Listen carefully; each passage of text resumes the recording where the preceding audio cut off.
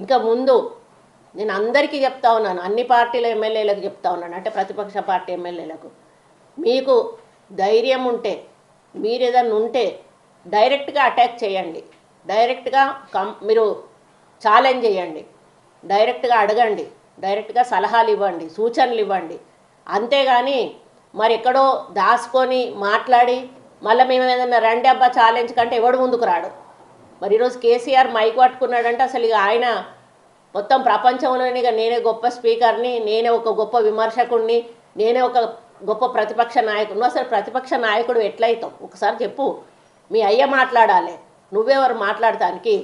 నువ్వు ఒక పార్టీ తరఫున మాట్లాడుతున్నావు, కానీ ప్రభుత్వం గురించి మాట్లాడాలంటే మీ అయ్య మాట్లాడాలి. మీ అయ్య ఎందుకు వస్తలేడు? మీ అయ్యను మొదలు అసెంబ్లీలోకి రప్పించి ఆయన ద్వారా ప్రభుత్వాన్ని ప్రశ్నించేటట్టు ముందు చెయ్యండి. ఒక ప్రతిపక్ష నాయకుడు. అసలు ప్రతిపక్ష నాయకుడు ఎట్లయితావు ఒకసారి చెప్పు. మీ అయ్య మాట్లాడాలి, నువ్వెవరు మాట్లాడటానికి?